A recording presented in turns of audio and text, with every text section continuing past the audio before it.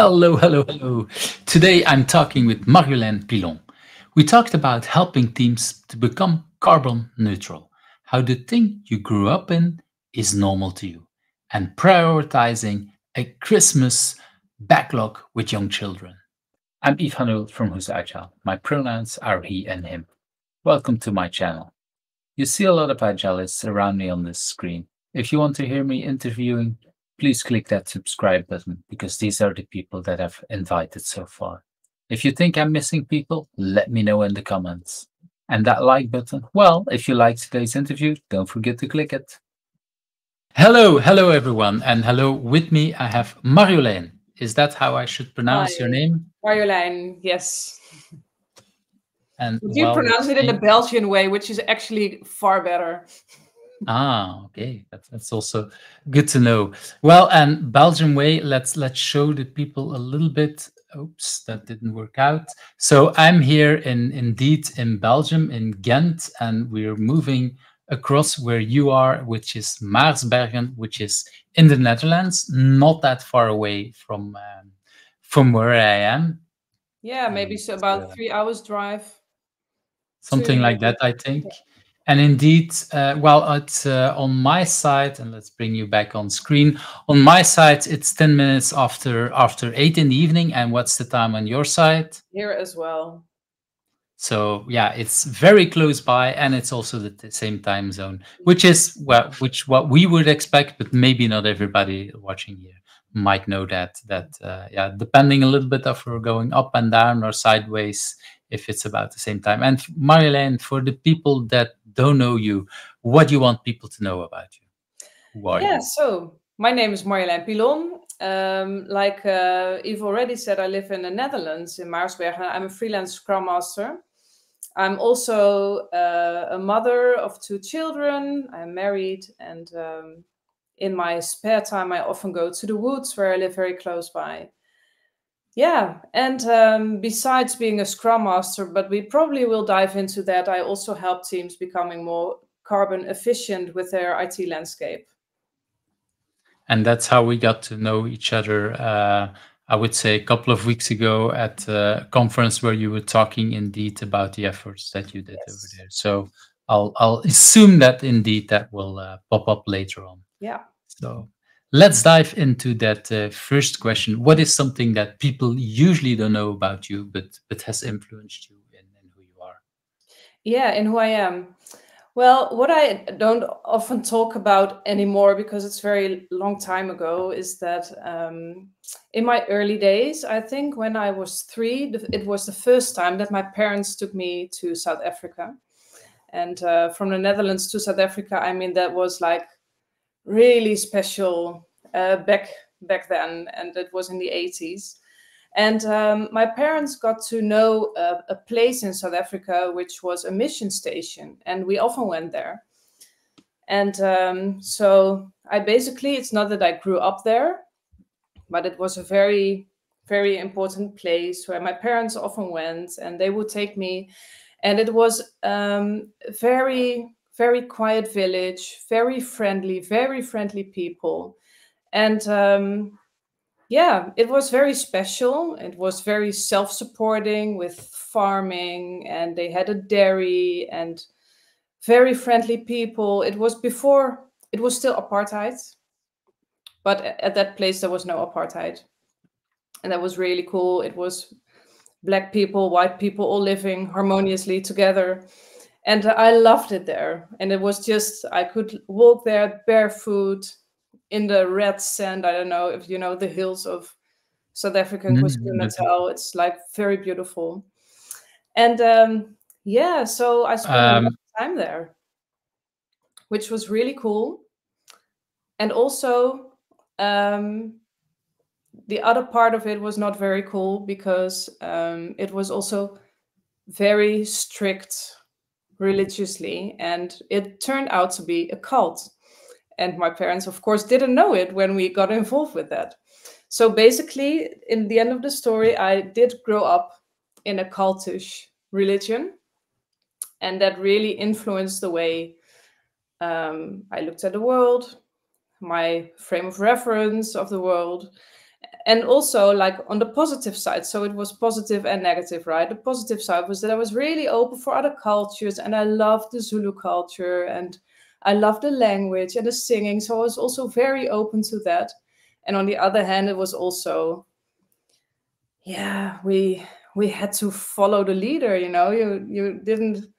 You were not supposed to be critical or to have your own way of thinking or your own, yeah, it was a bit like a brainwash. So Wow. And how did you discover that, or how did your parents discover that? Do you know anything about that? yeah, that goes gradually. I mean, I was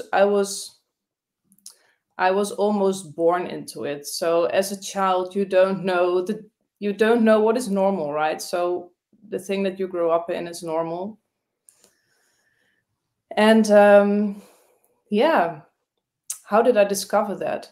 I think when I was a teenager, I started to think for myself, talk with my friends, and I had a lot of friends in there. It was also, they also had a congregation in the Netherlands. So it was not only in South Africa, but it was also here in the Netherlands and in Germany. There were a lot of congregations in Europe. So we traveled a lot through Europe. Um, yeah. So I think in a way, I started to sense that it was not right. It was not right to not be able to ask questions, or to be punished for asking questions, or to be punished for like random things. So very, very strict. And yeah, so I left when I was 19. I went to study in another city. So I left the house, and we also lived in a community of this cultures thing. And so I left that place, and then And you were allowed to do that, or you had to struggle to leave the house at that um, moment, or? I was very, very lucky because my parents were also having second thoughts, and they also left at about the same time. So we were ostracized. We were just excommunicated, and I lost all my friends in there, and I lost all the people that felt like family. So that was really something that shaped the way I looked at the world, and something that was really, yeah, really impactful. I And can that is, imagine because, yeah, yeah, like you say, you lose your friends at a rather critical age, I would say, because yeah, at the moment you go study, mm, well, it's already hard because you leave people behind because to find new friends, but losing completely that community is wow. It yeah. must be, especially at that age. And did you have a lot of conversations with your parents around that, or if you I want to think we share, of did. course? Huh? I think we did. Yeah, we talked a lot about it. And we all went through our own process, because for my parents it was different. They didn't grow up in it, they chose for it deliberately. And for me it was like I had to find out my own whole way of looking at the world. What is truth and what is not? Because we were so much, this group was about we have the truth, you know. So it is us against the world. And lucky us, because we are so blessed that we know the one way to God. And all the other people, yeah, you know, they go straight to hell.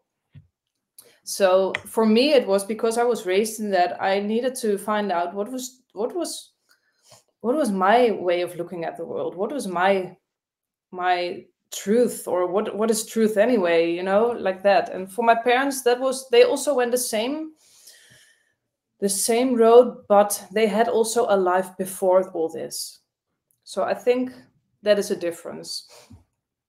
Yeah, I can imagine, and I can also imagine that if you're, especially as a Scrum Master, you come into companies where every company has their own culture, and in a way, sometimes when we go in an agile way, we want to change that culture a little bit. We don't want to overrule it completely, but we still want to challenge sometimes the culture. Like, is this the way it's always been done, and is that then, like you said, the truth? Is that the best way?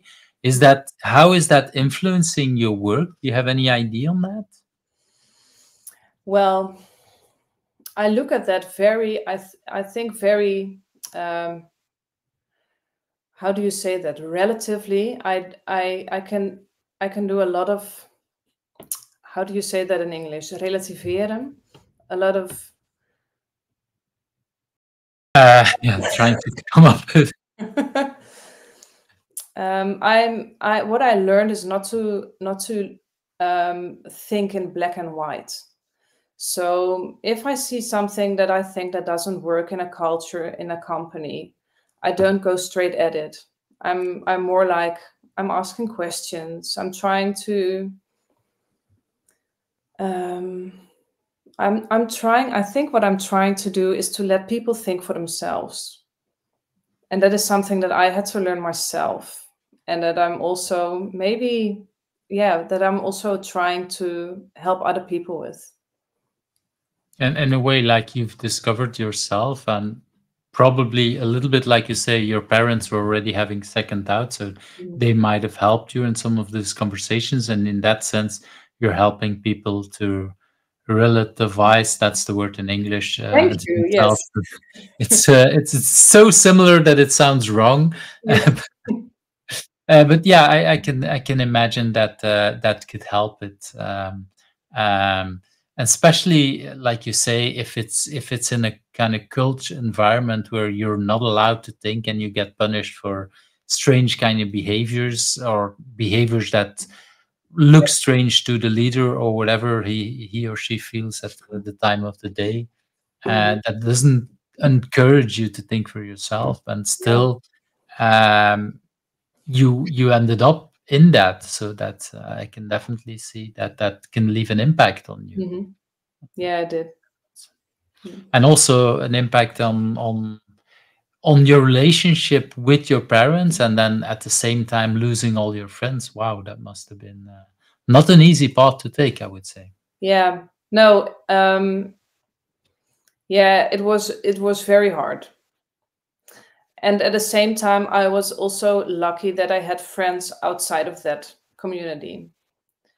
So and also I was very lucky that it was at the same time that I went to this other city to live and to study, and so I built my own life there.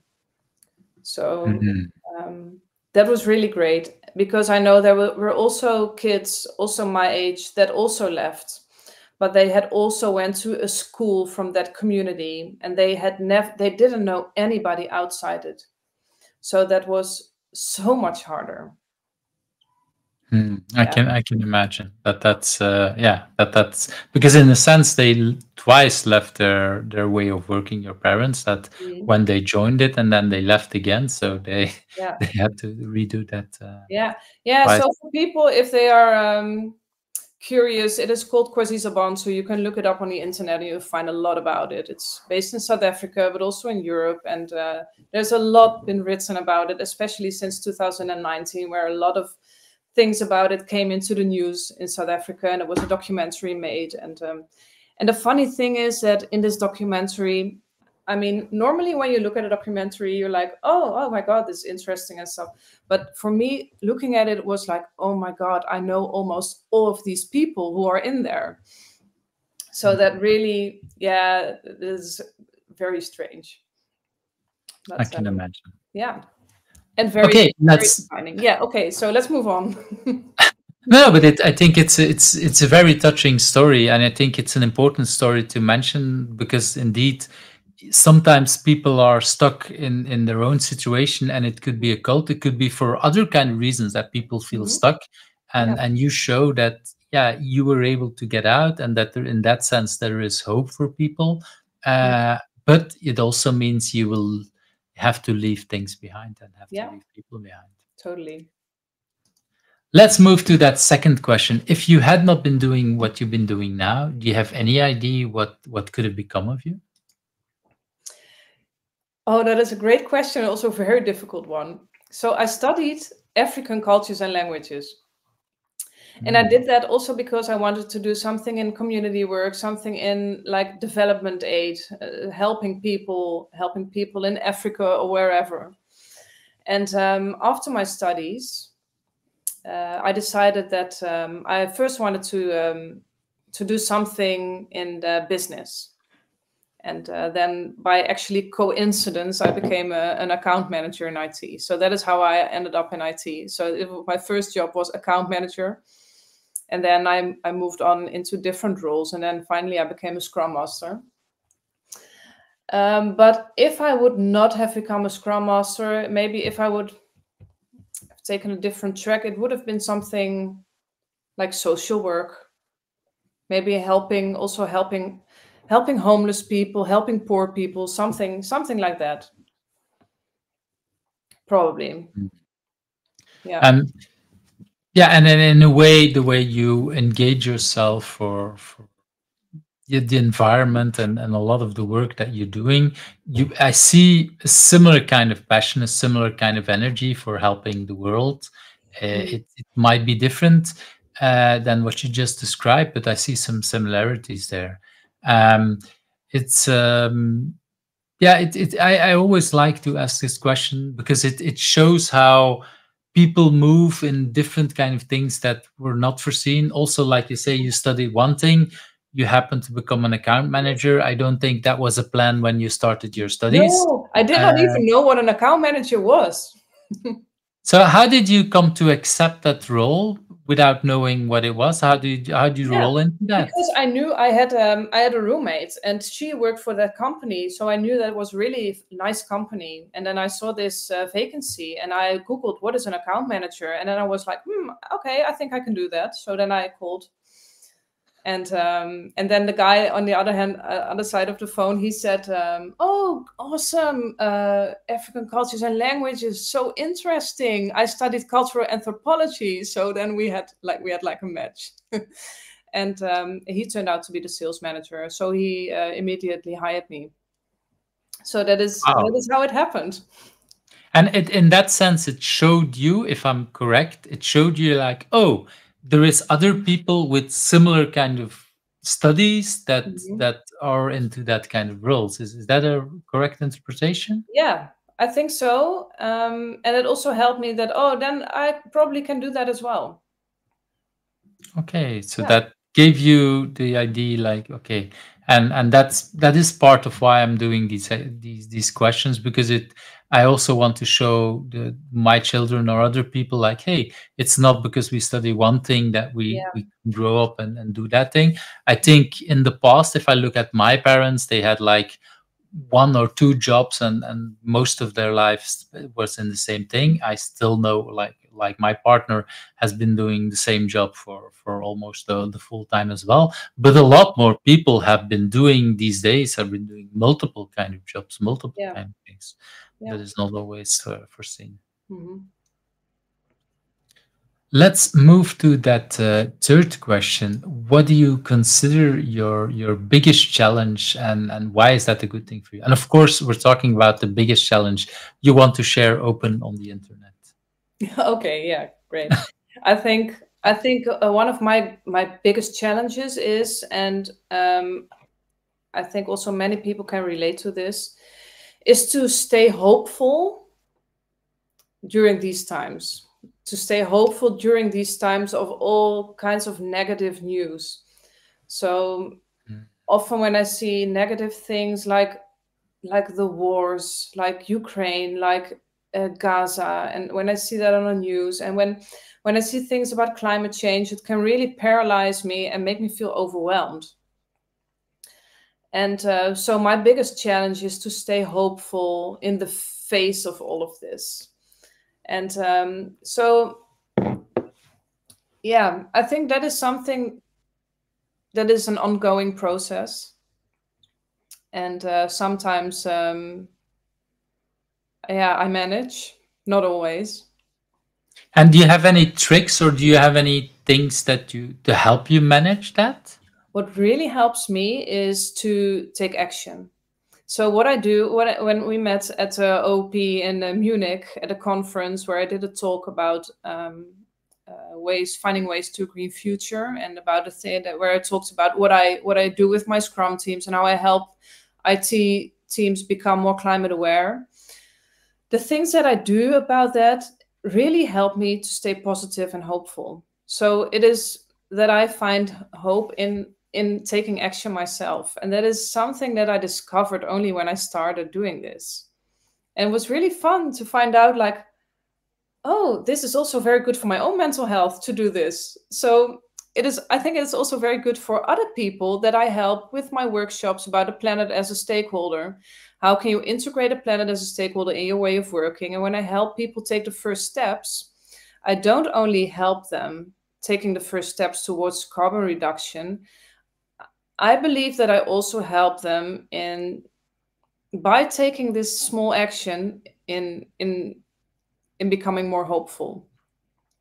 And that is also what I learn during my workshops. Always when I do a checkout, then I ask people, with what kind of feeling are you leaving this workshop? And then people often say, I feel more hopeful, I feel more inspired, I feel more positive.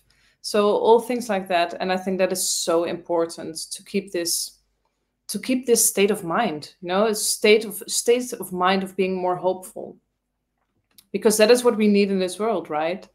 I mean, what I heard a person saying, Jan Rotmans, I don't know if you know him, he's a Dutch professor, and he's a professor in, how do they call it? Transition management. And he said, there's never been a successful transition in human history based on negativity. Successful transitions are always based on hope. Like the abolition of slavery could only succeed because people were believing in the cause, and they were believing that it was possible. They were hopeful and they were positive about it. Even at the beginning, against all odds. So I think also against all odds, we need to stay hopeful. That's a very, very powerful message, I would say.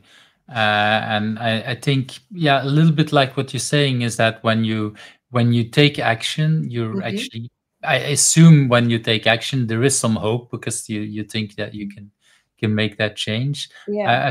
I've talked with people who sometimes say, yeah, but there's nothing I can do. And of course, in many ways, we think it's, yeah, the small little actions I take might be very little compared to a large organization. But I do think with some of the work that you've done, because I've seen your presentation, it shows also like, hey, we can have, even as a small person in a team, we can have some impact on the larger corporation. Yeah. And think about, like you say, having Mother Nature as a stakeholder, to think about what does it actually mean to make this world a better place, or to make it at least in a way. So that's and the second part of that question was like, okay, the biggest challenge and why is it a good thing for you? I think you kind of answered, but I'm not sure if you want to add something to that about what's that good part for you. Yeah. So another part of that is also that it forces me to turn inward and to find my own inner peace. So it also, because often when I may feel overwhelmed or paralyzed because of all the negativity, it forces me to find what I already said, to find my own inner peace and then work from there instead of work from like only reacting on the things that come to me. So then I also find my own strength again, and then work from there. And then I also find my creativity again. So in that way, you look at it from multiple angles. I'm hearing like, okay, it's hard to stay positive because there's a lot of things going on, but trying to find that positivity and trying to take action from there in that sense. Yeah. Thanks for bringing that up, and we'll definitely link to Professor Rotmans and some of his research, so that Cool. that is my people. If people want to learn some more about, I'm not sure if I would say it a movement or everything that he's talking about transitions. So that might be interesting for people. He's a very, very inspiring person. Yeah, but I Yeah, think he speaks Dutch. I don't know if there's a lot in English on the web about him. so yeah, I do know that I do think I've seen a TED talk from him, but I don't remember if it Oh was a yeah. TEDx talk or in Dutch or in English. I don't know yet. I'll link it to him anyway for people if they want to do some more. Now we've seen already in this conversation and like the way I saw you on stage talking about everything you did about the stakeholder part. I see a very passionate person, a very driven person. Do you know where that drive is coming from? Is there any? Were you always such a driven person, or? Um, I don't know. I just love what I do. So I have I always loved what I do. Yeah, maybe, but what I do now, I really love. So especially the thing about the planet as a stakeholder is something that really has my heart. So what drives me is really, I think, joy that I am able to do this. I mean, I feel so grateful about that. And also, yeah, I also love being a scrum master. So it's the both things that I do that I really love. And yeah, and I have awesome teams. So that also drives me. When I wake up in the morning, I'm like, oh, I'm going to work with those teams again. So that is really cool. Um, yeah, so I think it's most of the time it's joy that drives me. And And if you also, look back, and if you look back at the earlier parts of your life, were you always looking for things that gave you so much joy and that passion, or was that something you've discovered while doing this work? How does that work for you? I think the way I feel about my work these days is quite recent. I think it is since I discovered this whole climate awareness thing in IT, and that I found my own role in this, um, brought my passion to a whole new level. And I think I've always been a passionate person, um, but I've not always done work that I could embody this in. So I want to double check something because I had the feeling, but maybe that's not true. That while you say I always was a passionate person, but I couldn't do it in my job, was that then that your work and your personal life were split, and now it feels more in the same direction? Is that It something I feels hear more in the same correctly? direction. Yes, that is true. And also, what is really funny, um, it's a great question that you're asking me. I was just thinking about there was a period years ago that I felt. I don't know if you know this, but or if you recognize it, but I really felt that I have this inner fire. I want to do something, and I felt this burning, and I didn't know what it was, and I didn't know what to do with it, and it was frustrating because I was like, I want to do something. I have this fuel inside of me, and I don't know what the direction is yet. So it took me some time to find my direction. But the passion was there. Yeah, but So I didn't know what it was yet. It felt like this inner fire. But I think when you have a passion, you already know what it is, right? You know what you're passionate about. And I didn't know what it was yet. I'm asking indeed because of that. A lot of people say, yeah, but once you have your passion, you put everything. And a little bit what you're saying is that you already had something, but you Mhm. still didn't find the direction and Yeah. the what you wanted to do with it. Mhm. Maybe your body already knew and you didn't know. That's also possible.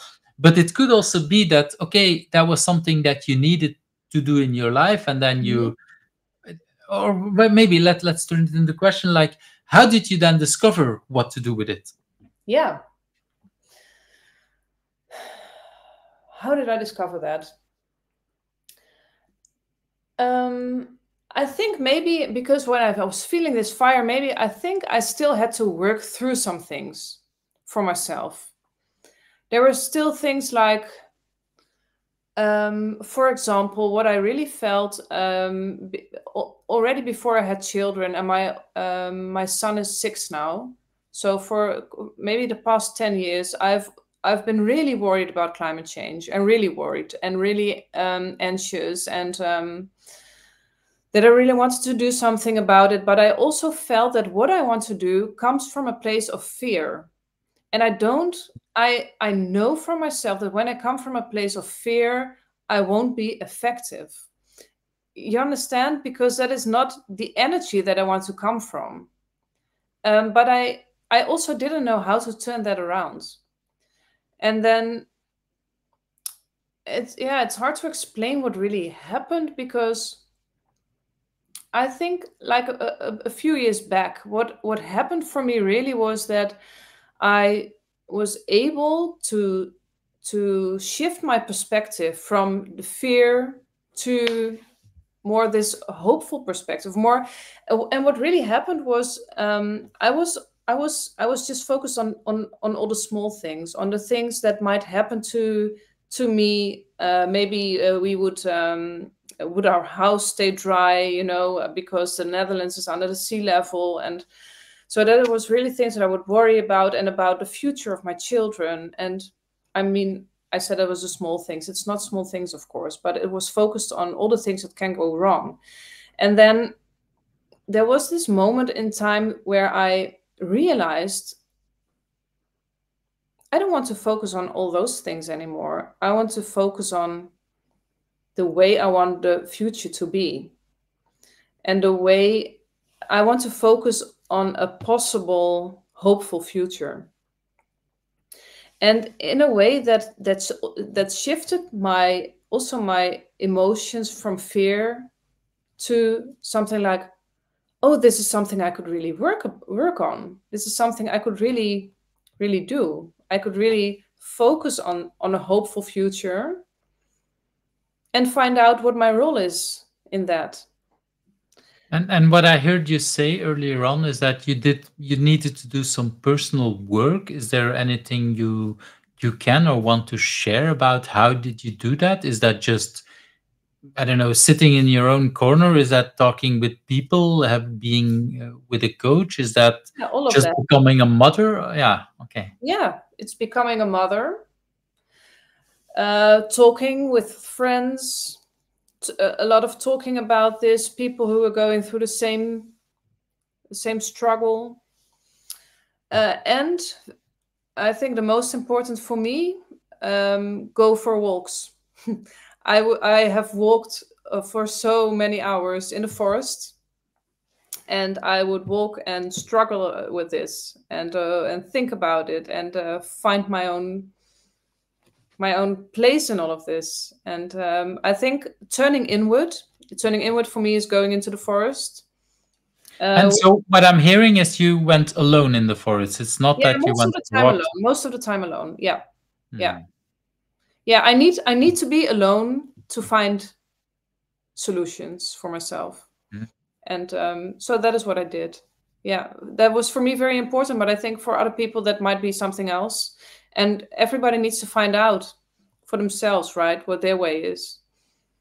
Oh, definitely. But that's indeed a little bit why I was asking, because it might give an inspiration to people not to do the exact Yeah, same thing. But like you say, you needed to walk, you needed to do something yeah, going inwards to really do your inner work, and mhm, that sounds very very soft to some people, but at the same time I've noticed, especially here, is how profound the effect was on you, because absolutely. you had your fire, and it helped you, like, okay, what can I now do? And instead of looking down in a negative way, like, oh, I don't like whatever that smaller problem is, and now you look at the broader world of what you can do. Yeah. um, Yeah, and what also really helped me is meditation, mindfulness. But what I also found that for a period of time I did Zen meditation. So I would get up like very early in the morning, about 6, or maybe sometimes even early, and I would just sit and meditate. And then when my children were young, I was like, I don't know how to do this anymore. Where can I find the time and also the tranquility to do this? And then I gave up on that, and I just went for walks. And then my walks had the same function as my meditations. So actually, it was just walking and meditating. Well, in a way, yeah, there is sometimes meditation, I think, can take many different kind of ways, and you can do it in a yoga style Yeah, setting, and yeah, like you say, but it's in a way, it's taking the time for yourself in an environment that inspires you, and yeah, for some people that can be just in their own home office or in a gym or whatever, and hmm, for you it was in walking.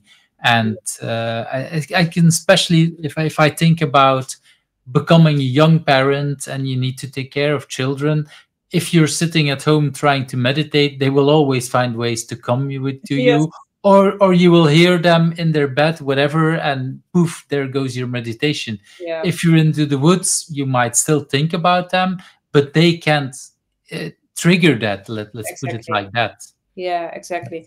And it is also about what you said, finding time for yourself, but also finding your inner stillness, finding this inner stillness and feeling like, I don't know if you've heard of Eckhart Tolle. He is a guy who wrote The Power of Now, which is a Yes. book that had a profound impact on me.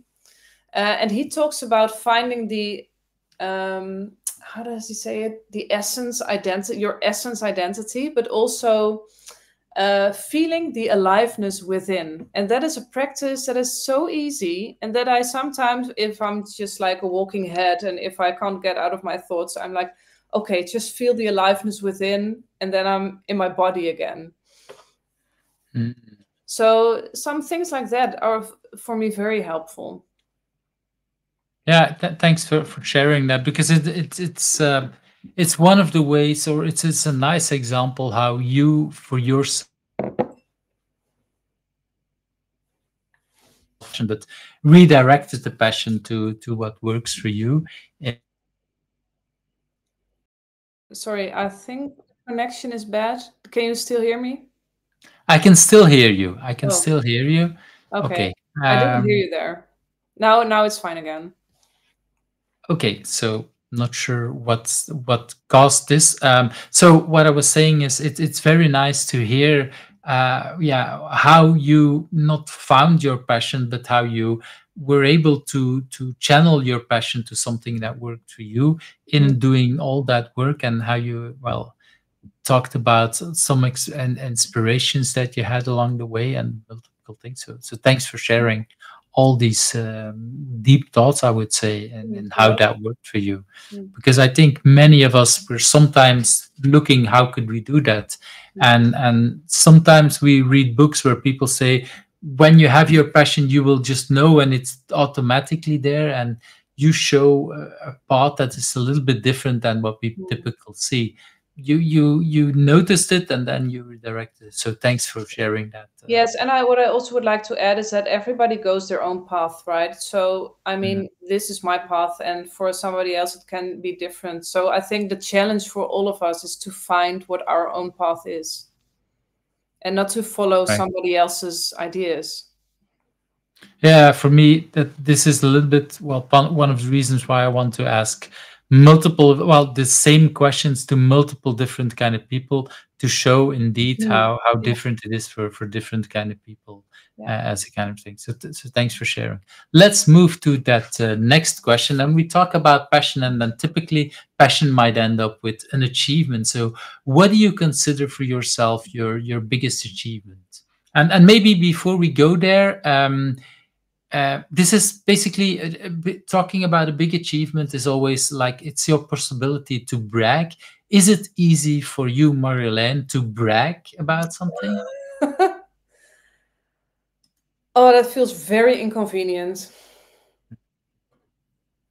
Bragging? Do you No, know bragging is very why? inconvenient. Yeah. Sorry? Do you know why? Is there anything that was that something that was I'm asking because when you talked also about the cult, but I also, if I look back at religion in the Netherlands, that is also a little bit like, okay, you should be down to earth, and you should, yeah, is that also part of you, or is it coming from somewhere else? I don't know. I think it is also our Calvinistic culture. Yeah, just do normal and don't brag. Yeah, I Yeah. was looking for the word. That's indeed the word Calvinistic. That's indeed what I was looking for. Yes. Yes. So I think that And is deeply still, ingrained into our culture. so is there something, if you go past that is there something where you can be bragging about, that you allow yourself to brag about? I was really proud of myself to find myself on stage last year. Last year was the first time that I ever did a talk on for a conference, and it cost me everything. I mean, I was like so nervous about it, and but then I stood there for like, I don't know, 1 or 2 or 300 people. I don't even know how many people there were, and then like it went great. So I think that was something that I was really proud of. And also, what I have put into the world um, until now, with Planet Earth as a stakeholder, is something that has really grown, and I'm proud of that. And it's not really okay. So maybe now I'm trying to diminish my bragging. I was going to say it is also something that I'm grateful about, and I know, yeah, because it's also sometimes it also feels that, I mean, I worked hard for it, but it's also that people give me the chance. Mhm. Yeah, so it goes two ways.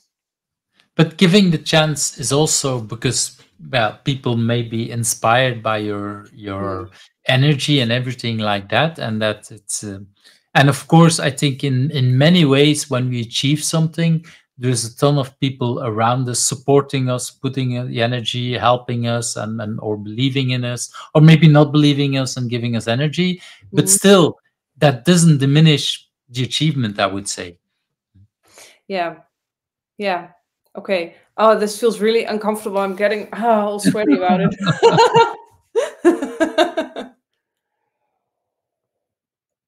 I think you're Which right. is interesting because you, like you said earlier on, you received these questions up front, so you had time to Mhm. think about it. Yeah. And still, when you get that chance, and maybe I made it worse to say this is your time to brag, Mhm. and but yeah, is it, you know, what is then, if you select that, and then what it still feels bad, or what it holds you back?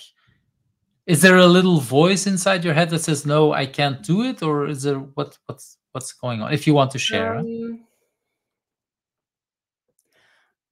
Um, what I feel like is that I have been given so many things in this life, that I have so many things to be grateful about, and that it is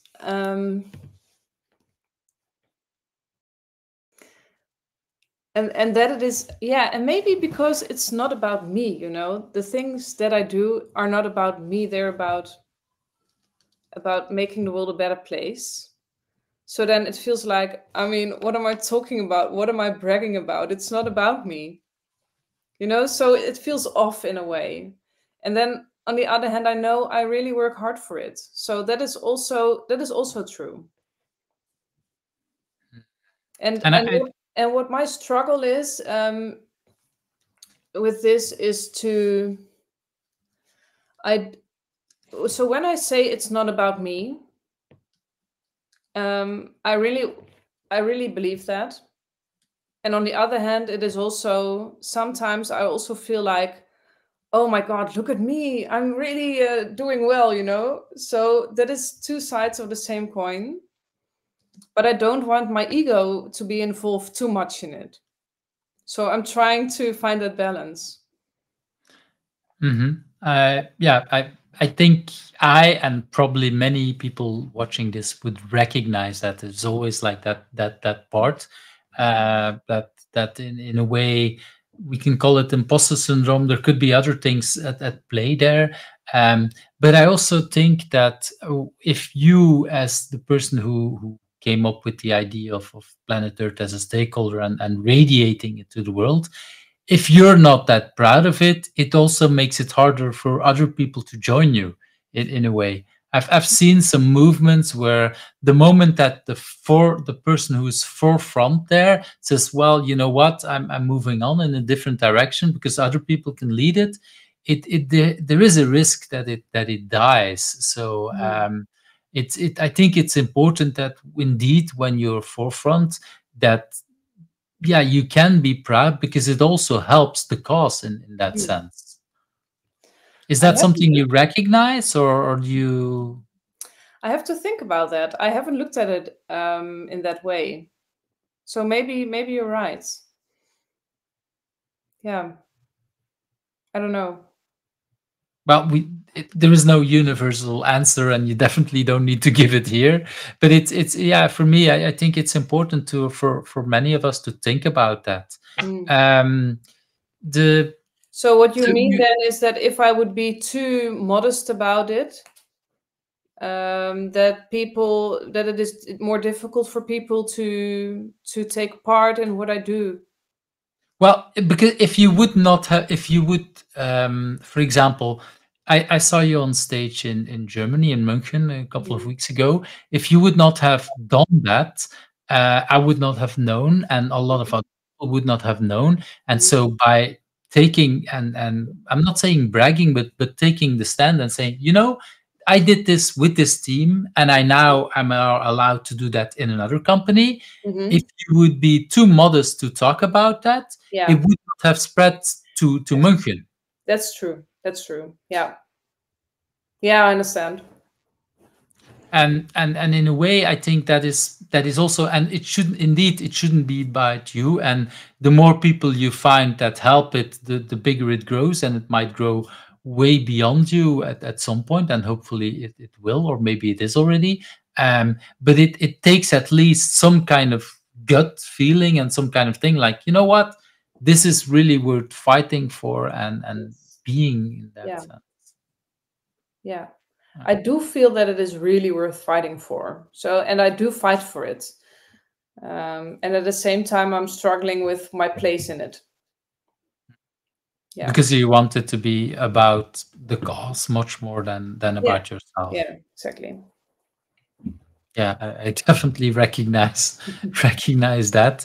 And at the same time, I can, if I speak for myself, for example, yeah, I've published quite a couple of books in ways that I feel struggle myself to talk about, and Mm. then I helped my daughter publish a book, and it's so much easier to brag about that than to brag about my own stuff. Yeah. Where yeah, my own stuff is where I make my living out of that, and Mhm. and it's so easy. And then there is, and it you can't compare these things because they're different, but at the same time, it's so much easier for me to talk about that, and yeah, to Mhm. these things.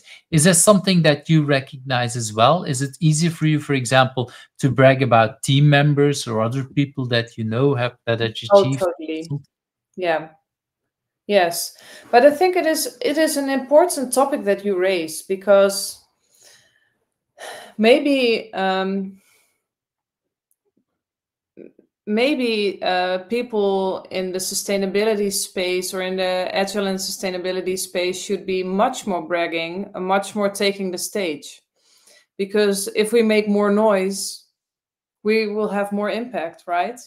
So you trigger me Hmm. with your question.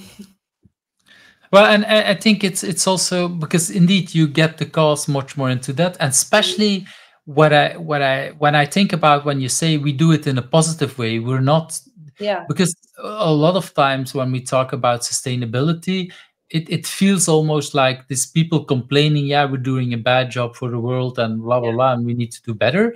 And in a way, you're also saying we're doing a lot, we need to do better, but you show examples of how people can do it Hmm. in their own job, and Yeah. like if taking. Yes. And we bring it with positivity, right? And with joy and with like, yeah, oh my God, we're going to do this and see what impact we can make, like that. And then you get people along. And not just we can do it, we did it, because I Yeah, think the exactly. stories that you shared is also Yeah, what you already yeah, achieved, true. and the impact it had also on the team. Because um, without people should watch up and try to look up the work that you talked about, but I don't want to go too much into detail on that. But what I've noticed myself is that I think it also had a very positive impact on the team and on the way people looked at their own job, Hmm. and that helped, I think, in many different kind of ways. Yeah, So it was not just your passion, but you inspired people, and maybe not everybody in the team, but at least a couple of people who are again thinking like, yeah, okay, we can actually look at our job in that way, and look at the stakeholder as as another yeah. stakeholder. Let's put it And like then that. this one team, they diminished their carbon footprint with over 40%. So that was really, really a lot. And they were also so passionate about it. And that was really cool. They just looked how far can we go? And then they could go until 40 or 45%. And that was the max. And then they needed architectural changes that they were not in charge of themselves. But it was really cool to see what it did with the team. You're right. Nice, nice. Well, one of the nice examples in your talk, indeed, Yeah. and one of the most profound ones, I would Mm. say. Okay, let's move to that next question. Do you have a personal agility tip to share? Is there anything that you want to share? Yeah, I wondered, what do you mean with a personal agility tip? Is that about like personal, how you use agility at home, or I Thank you for the question. I on purposely try not to answer that question, because I want that diversity, and so Mhm. some people take it indeed, how do I do it at home? Something is like, oh, this is what I do personally, and I'm better at work for that. Or some people talk about, I don't know, I think I had people talking about their hobbies and other kind of things. So I leave it very broad to see, is there anything that what triggers you when you first heard about that? Yeah. Well, my first answer would be, what I really love about agility is taking small steps to tackle complexity. And that really came alive to life for me, in helping teams with reducing their carbon impact. So that is really when I started helping teams taking small steps. So, and I always emphasize taking small steps to tackle complexity, because that is the way to go, right? If you don't know where to start, then you haven't made your steps small enough. Um, so, and then also at home, yeah, that is a whole different example. But what I did last Christmas holiday, I mean, my children are 4 and 6 now, and they can both write a little. So then for the Christmas holidays, I made a whiteboard with a backlog, and then to do, doing, and done. And then they could write. They wrote their own post-its with all they wanted to do in their So Christmas. the 4-year-old as well was able to write already, or drew, She or can how write did all that the work? letters, and then I can write something for her, and then she writes it from my example, and then she writes it Hmm. herself on the post-it. Wow. Yeah, really cool. So and then we had this backlog of all the things that we were going to do in the Christmas holidays, and then I was like, oh, we can never do all of this. So now they feel like I promised that we are going to do this whole backlog. And then so I help them to prioritize. So then I help them, okay, so what is the thing that you really, really, really want to do? So then put a 1 on that. And then the second thing, put a 2 on that, like that. So, and then we were not able to do everything, but we did the most important things for them. And so we went to the swimming pool, which was the number 1 for my daughter. And we went to Naturalis. Maybe you know it. It's in Leiden. It's a museum. It's a nature museum. And they also have this huge T-Rex. They have these huge Wow. dinosaurs. It's really cool. They have from the bones that they found, they reconstructed the whole T-Rex. Really, really awesome. So we went there. That was the number 1 for my son. And what else did we do? Can't remember now. So, but we worked through the backlog like that, and that was really nice also for the children to see. We made it visual and we made it transparent what we were going to do, and it really helped them also to navigate through the holiday and to know what they were going to do in the next days. And and to think about priorities, because I can imagine that, well, indeed, children, we want to do everything. It's well, everybody wants to do everything, yeah, but there is limited time. So I yes, think if you can learn already at the age of 4 or 6 to really think like, okay, but what is my top thing that I want, and see that, hey, if I can decide that and I want that, and then my mother or my parents will do that because I had the power to say this is the one thing I want to do. That's a tremendous. I think it's giving so much power to children yeah, and responsibility that will. I think that's something that, yeah, they really understand. Hey, yeah. that is me making impact. And Very if I make a joke and take something that is not interesting, well, I have to deal with it. yes, yes. But it's really funny that you say I- that because they were fine with their own priority because they knew they had chosen that for themselves. But when I look Mhm. back at quarterly plannings and PI plannings that I facilitated, and I'm like, oh, all these managers, they have such a hard time to make choices because everything is a priority. And we have like 20 priorities and they all have the same priority. So, and then nothing gets done, So, yeah, it's a great example. Exactly. That's what I'm saying. That, and maybe it's easier for young children. But I don't know. I would guess that it's not, but maybe it's wrong because maybe indeed adults learn that we can do everything. Was Yeah. there at some point some negotiation? Because I can imagine that they would both want something different, like Mhm. swimming and looking at dinosaurs is something different. There was some negotiation on some things they like to do first, or how did that happen? They could set their own priority on their own wishes. And Hmm. I think there were some negotiations about they both wanted to go to this nature museum, I think. So that was like very clear number one priority. And then about the other things, I don't remember. I don't remember. But there was consent about some things that I really wanted to do. Wow. Oh, wow, that's really, yeah. If children at that age can, and I think it's a wonderful example about indeed how powerful visualization is and how Yes. powerful all of these tools are. They're simple, but like you say, it's not always easy. In many companies, it gives lots of frustration because we want it all. And yeah, I think many of us we've seen priorities like this is a top priority, this is a must-have, this is a nice we still we need it anyway, and I don't know whatever words that people are keep using, And then you but in the also end. have, sorry, yeah, go on. No, go ahead, go ahead. I was saying, and then there's also things that I'm thinking about this backlog now. There's also things that always remain on the backlog, and you think it's important to do, but never gets done. We also have still things on our Christmas holiday backlog because it's still hanging somewhere in our house.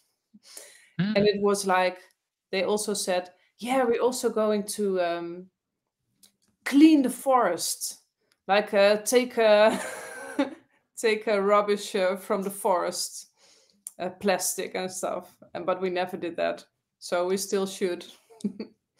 So, but I think it, that is also in my teams. They always have the tendency to leave things on the backlog for ages and ages, and things that they don't want to throw away, and they never get done.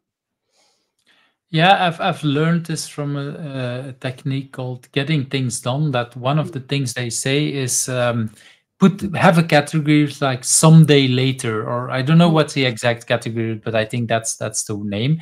And it really helped me like to okay, I can put things there, and it basically means you archive it and you will never look at it again. Mhm. Because but it's at least it's off your immediate backlog and you don't look at it on a day-to-day basis, so it's Yeah. not consuming any energy anymore. And if it indeed becomes again a priority, you will either remember or you will put it back up. That was something that for my personal backlog helped me a lot to actually as a sub-step before throwing things away. And now it's much easier to say, you know what, indeed, it's never going to happen. Yeah. Let's forget about it. And Yeah. if it will pop up again, it will pop up again. I Yeah. don't know if you recognize that in Yes. teams If as it's well. really important, it will pop up again.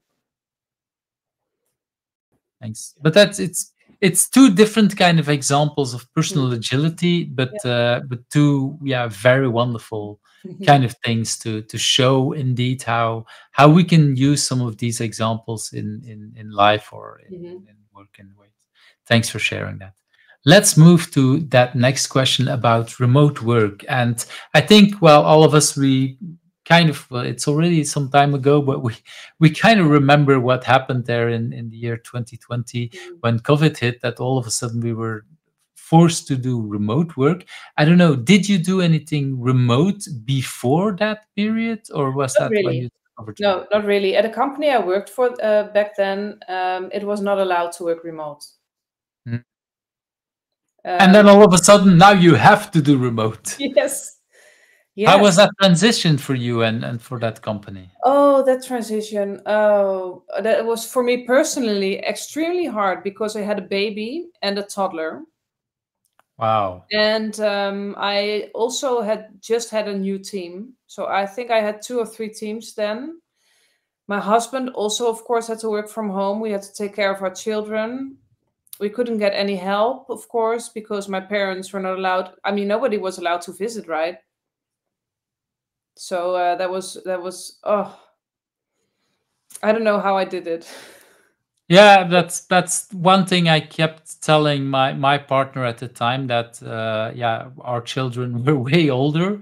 Mhm, Like I think the youngest was 12 and was just, well, in that sense, was on a new school for a couple of months. mhm. That was not easy, but it still was. We kept saying to each other, would we have done that with three children that are indeed like the ages that you're talking about, toddlers and babies, like that, especially if you can't call in the family help or Yeah. whatever, babysit, whatever, you're just stuck with the two of you, let alone if there is somebody who's doing it on their own, because I have some friends who are single parents as well. That's even harder. Wow. But I think for many people, and if you have children that age, that's really like a hard time. Yeah. um, I don't want to think about it anymore. It was But almost. we survived, and you Yeah. learned a lot of things, and so you Yes. learned also the remote work. So, Yeah. do you have any tips about working in a remote way? We still work remote now these days. At the company I work for now, we have one office day in a week. So, and I think that is a bit too little. I love the freedom. I love the freedom of working from home, and I really miss the connection. So the company I work for now, I work there since September, so it's been 4 months now. And every time that I get there and I have lunch in the canteen, it strikes me that there's almost no one that I know. I mean, this canteen is full of people, and I only know my own team and some people around it. And because it's also a big company, you know. So I mean, if I walk around, there are some people like, oh, I've seen that face before. I've seen that face before. And so that makes me feel disconnected. I need the connection to feel at home in a company. And that is something that I figured out only recently for myself, that I really want to be at the office more because it helps me to feel at home. And I think it also helps the team to feel at home more. But because it's now so normal to work remote, we also have people that come from all over the country. So it's not, we are also in a situation now that it is not possible anymore to be together very often with the team. So I don't know if that is a learning. That's not really a learning. You were asking about a learning, right? Well, it could be. I think the interesting thing is that what you're saying is that for you it is important to see your team more often.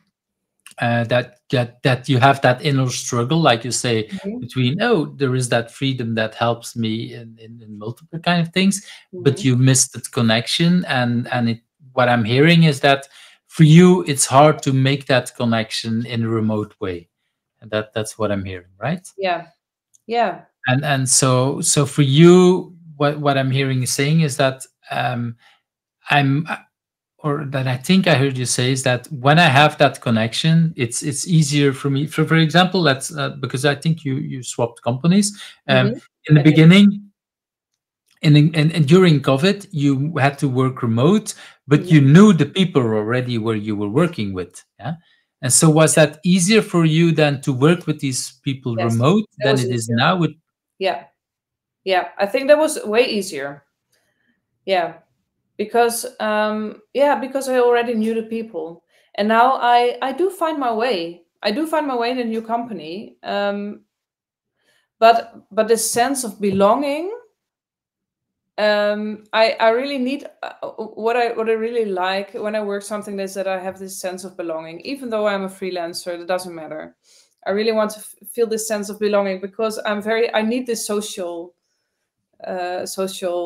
structure. And yeah, so And are there things that you do even remotely to try to create that, even if maybe it's not fully working? Are there yeah, things that you're doing? what I'm thinking about now is because I also do my Planet as a Stakeholder workshops. So I don't work full time for this company. So what I'm thinking about now is that maybe I should ask them if I can work more hours, because when I work more hours, I have more time also to go to the office and to engage, because it's also because I only work 3 days there, 3 days a week, that Mm. I'm not always able to engage in a meaningful way with the people there. So if I have more time, then I can do that. So I think that's what I'm going to do. It's interesting because it's indeed it's showing you ways that, or you're talking about how, yeah, you're looking for ways to create more connection. Yeah. Your workshops work help to have more time.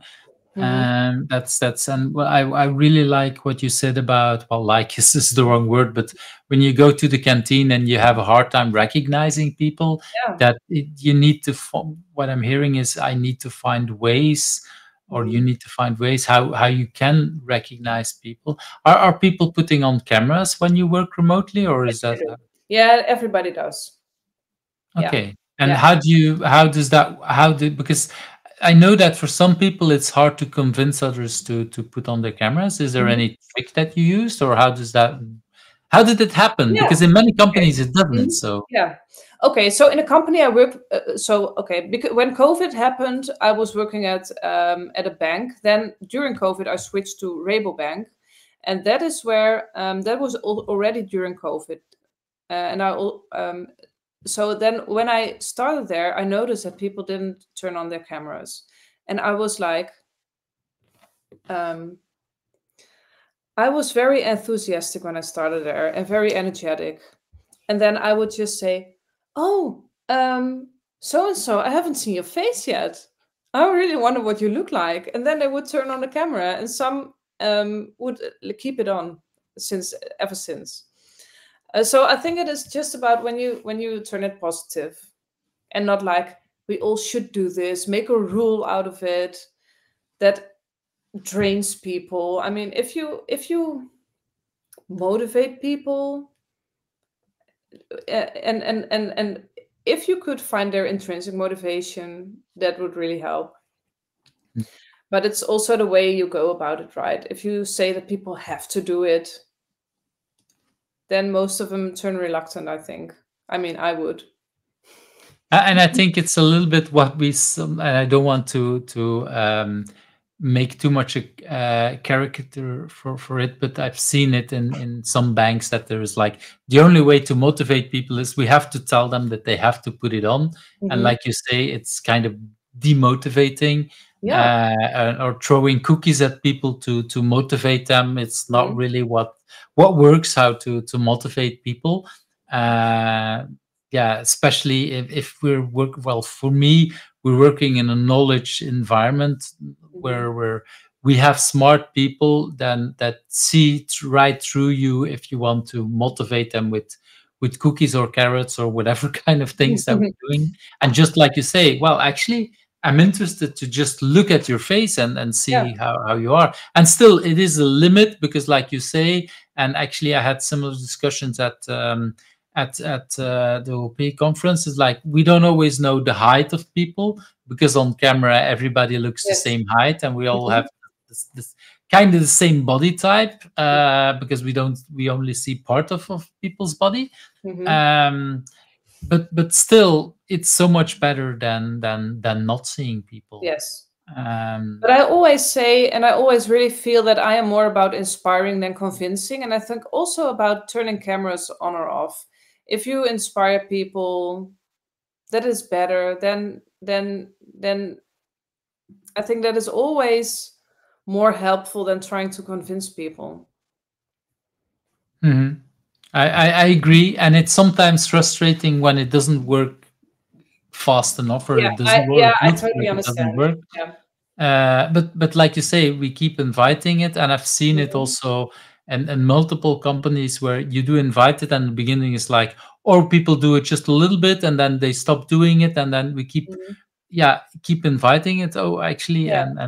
and I've noticed like today somebody was early for a meeting showed that this was a people working from home showed the new dog that was there for I don't know a couple of days Mhm. I think, and it was like, oh, okay, and could we all show our pets, and so Oh, very yes. quickly that became a very nice kind of Mhm. introduction, a very nice discussion that just took like 1 or 2 minutes. I don't think it was more than 5 minutes, but it made it people so much more human. Yeah. Um, and that's the thing, especially with cats and dogs. Well, cats will probably walk on your desk and on your Yes. keyboard while you're doing the presentation, and that yeah that they force us a little bit Mhm. in the thing. And sometimes as a person of the owner of the cat, well, nobody owns a cat, but as a person where the cat lives, it feels annoying because I'm talking, but Mhm. I actually noticed that most people like it when that Yeah, kind of happens. It's like you show another kind of thing. And if the camera is not on, we would not notice that. We would not even know if you have I any know. kind of animals. Yeah. Oh, it's so funny. Also, I also have cats, and always when I am in a call, and then you see this tail going around like this, and then the people see this, and they don't see the cat, only the tail. But but one other thing that I wanted to share is what I one time did at the beginning of COVID to get people to turn their camera on was we did in the retrospective, we always did a check-in, and then I asked during the check-in something about can you show us something in your house that how do you say that oh, that that oh I lost the English word, but I think also the Dutch one. And I can't help you. Can you show us something in your house that shows the feeling about last sprint that um Wow. that Atmosphere or something represents the represents. feeling about last sprints. I like that. That really is a yeah. And it could go in all direction. I can imagine Yeah. that people, if the sprint might be good, but I have been going to something terrible at home, I Hmm. might show something that Yeah. people are completely Hmm. surprised by. So, and then Did I gave many of these things happen, or Oh, I gave them a few minutes, and then some people would draw something and show the drawing. Some people would. I don't. Oh, there was one guy who played his musical instruments. He had like a kind of a guitar, and then he played a song for us. It was so awesome. Yeah, yeah. So there's some creative things that you can do with that the team really needs to turn the camera on, and then you trigger them, right? Yeah, that's really wonderful story to bring, and wonderful example of what you can do Hmm. indeed to bring the person again. And that Yeah. is a very nice way of connecting a Hmm. remote person, which, like you say, you might have never seen, or very Yeah. uh, not very much, I would say. Hmm. We talked. You mentioned earlier about the world, what's happening in Ukraine. I'm working with a team in Ukraine where basically, yeah, some people that I'm never able to meet right now, Hmm. because it's not, well, it's actually illegal, I think, for Belgians to go to Ukraine.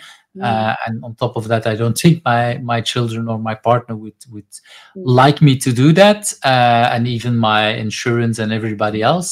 On top of that, even though I would love to meet them, because I, Yeah. like you say, never have physically met some people, make some things a lot Hmm. harder. And bringing in this kind of tools is Yeah. finding a way to people to So do you meet. all do you also struggle with them with cameras on or off? Depends a little bit. So I'm in it. So I'm not in the Scrum Master role there. I'm in an engineering manager role. Mm-hmm. And indeed, I see the Scrum Master finding ways, but I also know that, a little bit like you say, the biggest shift happened when a team member who is actually in a different country, even someone from India, who's actually said like, "Oh, I would actually really like to see people, because I'm here for a couple of Yeah. months and I hardly see people," and that I think made the hugest impact. Um, Mm. we indeed have a founder who's really asking more people to put on cameras, but that, like you say, if you he doesn't want to force it, but at the same time he wants to still encourage, and it's kind of hard to do that. But Yeah. the impact from one of our these team members made most impact just by indeed asking, like, could you show me how a little bit how you look? And Yeah. then you see interactions like I just described with the dog today, Hmm. that for me, I think makes more impact for people to do it. Yeah. And of course, it's also the reality, like today someone was working from home, really feeling really ill, and that person said to me in private, like, Eve, I know you know that I would always put on my camera. Today I'm not putting it, and I want to explain to you why. I'm not going to say on camera some more, because it's talking about the privacy of that person. But Hmm. that's indeed, people do understand. Hey, it's important, but right now there is something in my life that doesn't allow me to do Hmm. that, which is also part of reality. And I think also important that people feel like, okay, you understand where I am emotionally or physically in my life, and then you Hmm. understand why Yeah. I can't do this at this Yeah. moment. Okay, I want to move to that next question. Um, is there a book that you have read that you want to talk about, that you want to share? Yeah. I read this book about long-term thinking, and it is called The Good Ancestor. And I If you, think that's the yeah, book, if that's I'm it. correct. How to think long-term in a short-term world. And I think that's a brilliant title. Um, And is there anything that you've, well, of course, we can't just mhm. state the book in a couple of words, but is there, why did you pick the book? Yeah, it really profoundly influenced me in the sense of long-term thinking and how you can actually do that. And I I even used some things of this book in my slideshow during my talk in Munich, because I don't know if you remember, but there's something I talked about that was about the values that we use in this era of economic growth that we are living in right now. And then also the values that we need in a new era where we are shifting to, like more an era of balance, or an era of where we are more in harmony with the natural world. And this is something that I learned from this book. And then it says that in the era that we live in now, it is more about abundance. It is about consumption and short-term thinking. And then in this new world where we are moving into, um, it is more about sustainability, which means having enough of providing for all people in the world within the boundaries of the planet, right? And then that is also an era where we need to focus on long-term thinking and to focus on the generations after us and the impact that we have on our surroundings and on the generations to come. So with that in that era that you become more aware of the interconnectedness of things, right? The interconnectedness of a choice that we make on the world around us and on the future. And I think that was a very very helpful model for me to think about this, because what I told you previously is that I was already thinking about, okay, so I want to shift from this small time thinking to a broader vision of the future and of a hopeful future. But this book also gave me the tools on how to make that concrete, and how to think about it in a very constructive way that I can also inspire other people with. And I think it is because this is a model with S-curves. I don't know if you have heard about S-curves, but that is a model of growth. So everything that grows in the world is following an S-curve. So it goes like this. First, growth goes like very slowly, and then you go up, and then it goes very fast, and then it's slow. Can you see my fingers still? Yeah, I can still see it. But it's indeed, and then it slows down, and then it slows down again. Yeah, so that is something that I also use in my presentations and also in my way of thinking about how we can get this new era of harmony with the natural world, how we can get that about. So now we are moving into that, but it's still very slowly. So there's still, like the circular economy is still coming about very slowly. So, but who knows when we go into that loop where we go up, and then it goes fast. So I think it's a hopeful story. And so that is something that was really encouraged by this book. And he is also talking about cathedral thinking, cathedral thinking, the cathedrals that were built in the Middle Ages, and it took hundreds of years to build them. So those people had a vision for what a cathedral should look like, and they knew that in their lifetime they would never see the result, but they did have the vision. So I think that is so inspiring, so that we can build the foundation for a new time. We can build a foundation for this new era where sustainability is the norm and long-term thinking is the norm, and where we are in harmony with the natural world. Yeah, and I wanted to say it already earlier. For me, as a Scrum Master, I think we always have to see beyond. It's always the double duality, because you want to survive the sprint, deliver as much as possible, but at the same time survive the sprint. Well, survive the sprint in a way, like you want to deliver something, but also making sure that you survive on the long term, that you deliver something in the long term. So quickly delivering something with low quality isn't helping on the long term thinking. So you need to, whatever you do, you need to always think both short term and long term. It's you want to deliver something every sprint, every week, every 2 weeks, depending on how you look at it, but with good enough quality that it works in the long term. So I think the idea of this kind of things for Scrum Masters is really, really important to help people in the team focus on both parts. And indeed, I use the word survive very deliberately, because sometimes it looks like, okay, it's sometimes hard, and depending on where we are, and sometimes a team might have, I would say, the tendency to take shortcuts because it will help this time, but it won't help in the long term. Like, indeed, if you build a cathedral, you have to be sure that whatever the ground that you're working on has the foundations and everything, Yes. because it might collapse like in 10 years or whatever. Mhm.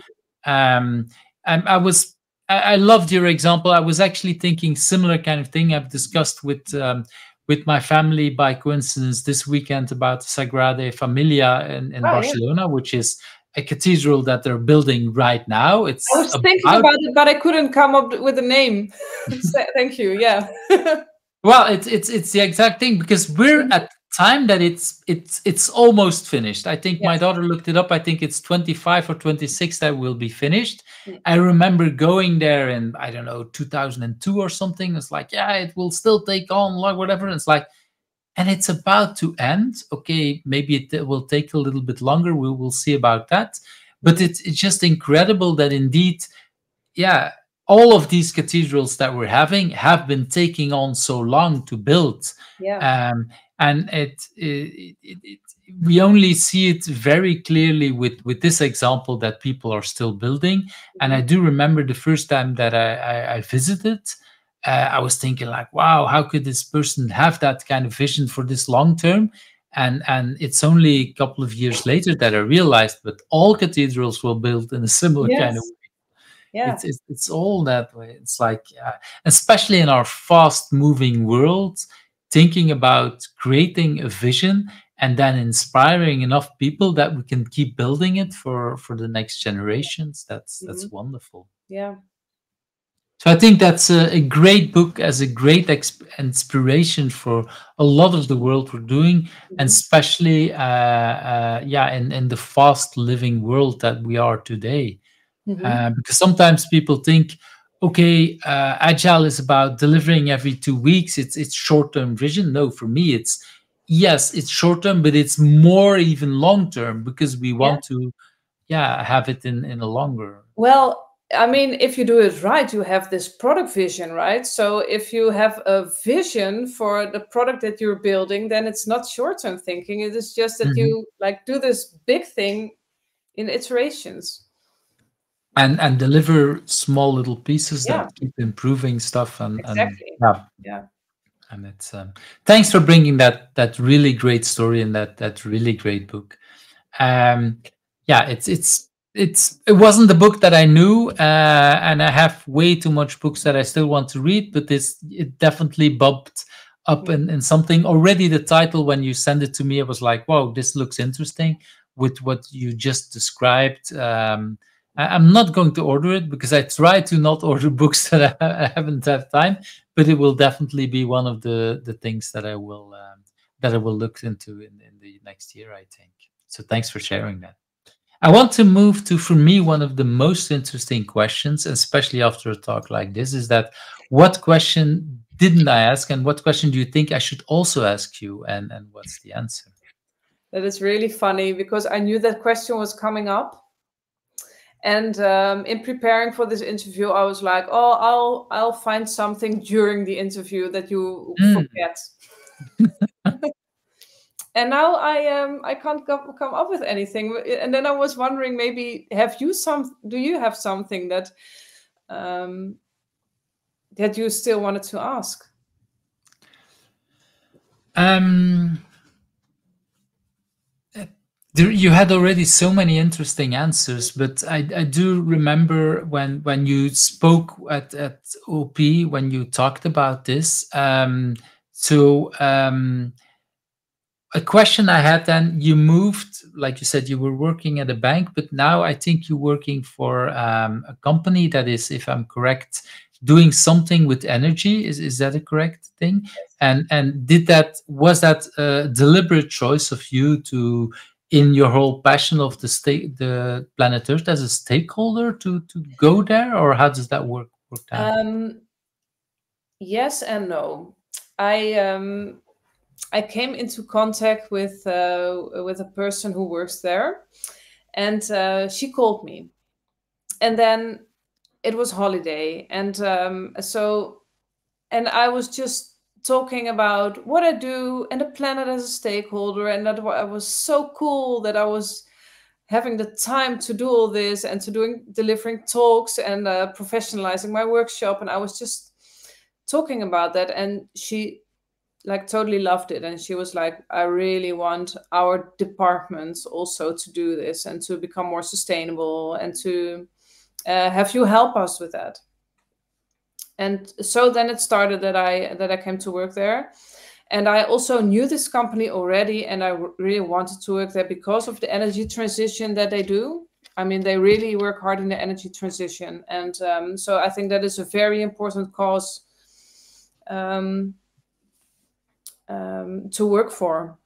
And so it goes both ways. So I really can contribute. So they were, in that sense, because of the work that you did, they were triggered to talk to you, or at least one person was triggered to talk to you. Yes. And what I'm hearing is that they were like, how could we do it? And you could have just given tips, but in the end, you give them even more. You give them your time and energy, I would say. Yes. It is like, I mean, I really want to work in the energy transition because I think it is very, very important cause. And then I also really want to help them make their IT more sustainable. And I also thought, how cool would it be if I could help them make their IT more sustainable? Because in the energy transition, it is also so important that we reduce our energy use, because we have this congestion problematic. I don't know if you've heard about that, but it's just that our energy net is like over. There's too much energy on the net. Oh, there's too much demand. Yeah, the net is not ready for both the demand and the supply. Exactly. Exactly. Yeah, we have similar kind of problems in Belgium. Yes. So then I thought, I mean, how relevant would it be for them to help, if I could help them reduce IT energy use, and then maybe also learn from there and move on then also to other companies in the Netherlands to help them also reduce the energy use, because that also helps the energy transition and helps against these congestion problems on the net. So if we could help data centers reduce their energy use, I mean, they use so much energy that it would really be helpful also for these energy suppliers. Yeah, you shared some numbers in your presentation. I don't remember anymore, but I do remember taking pictures of it, because I was so like, wow, okay, that's a huge part of the data that we energy that we're using with that data parts. I do know that indeed, like I remember, I think it's like more than 10 years ago, I read about the Googles and Amazons of this world, that they invest so much money into finding better data centers that using a lot less energy, and yeah, because of, well, of course, partially economically, but also how it's better for everybody in the sense that they can. Yeah, I think they say it's that energy that data centers use about 1 to 2% of global energy consumption. But that is growing. So that is growing to, I think it is estimated in 2040 that it will be growing to, what did they say, like 18% or something. Wow. So it is really going to rise, also due to artificial intelligence, of course. Yeah, that's one of, I think that one of the biggest challenges of AI is indeed the consumption of, to have all these things come up, and we need so much more brain power, if I put it like that, and energy that takes. And well, let's face it, in that sense, it's incredible how well our bodies are built, because how little of energy that our brains are using for what's coming out of that. And so we have to become better as engineers, I would say, for the world to come up with better statements. And I think it was never that needed like we have it now. Yeah. So that is an incredible kind of story, and incredible kind of things that we're doing right now. Okay, I want to move on to that last question. What's a person? Who do you think I should ask next? And I think you gave me two names. I'm not sure if you still want to talk about both of them. or just one of them? Well, especially Ines Garcia. I have never I met her in think person. that's her. That I is think. her. That is her. I've never met her in person, but we both work in the sustainability agility realm, and so we meet sometimes in meetups, or But I'm really curious. Virtually then. Virtually, yeah. So I'm really curious to learn more about her. She also worked on the agility. How do they call it? The Agile Sustainability Manifesto. I don't know if you've heard about it yet, but it is I on the think that website of Agile. sustainable profit is that. No, that's something else. That the No, link you that. can find it on Agile Alliance website. They have the Agile Sustainability Manifesto, and they have the values and the principles based on sustainability. And I think it's really interesting to learn more about what motivates her. Yeah. Thanks for sharing. And it's a nice well, I kind of counter example of what you talked about being remote, because this is a person, like you say, you haven't met physically. At the same time, I do hear that you feel some kind of connection, of course, because you share a passion, but that you've kept already running into in a remote kind of way. How different is that kind of connection from, for example, some of the connections you have at work with people that you see a lot more? I say we have met in virtually, but I think that was more in bigger meetups, and that we were never in the same breakouts. Ah, right. So it's really like you've noticed people in a similar kind of thing without really. So And we've communicated on LinkedIn, not very much yet. So yeah. So we know about each other, but we do not really you know about each other. But that's already something. Like sometimes we say like, yeah, I kind of know that person. I have a similar kind of experience that I was at Agile. What was it in the United States? I think in 2010 or 11 that I wanted to talk to a certain person, and I sit down in a neighborhood of a couple of people, I say, and somebody comes to me like, "You, Eve, I want to talk to you." It's like, "What? You even know me?" Because I was like really surprised, and went in a very interesting conversation, a little bit similar to what you say. We know about each other, and this person was way more famous than I was, but it was interesting to kind of know that, hey, with similar things that I was doing, people noticed, and that's sometimes interesting. And that's, well, I do hope indeed with this interview and with talking with her that you will get to know her as well a little bit better as well. So that might be a very good one. So yeah, I really want to thank you for your time, because, well, you said up front, I'm not sure how long we're going to talk, if it will take 2 hours, but we did have the pre-talk a little bit, but we're close to 2 hours talking already. Why? I briefly said I'm not a very talkative person, so it won't take too long. Well, I told you that with depending on how much you say and extra questions I can ask, I can. So I really want to thank you for your time. If people want to still connect to you, what would be a good way if they want to connect to you? LinkedIn.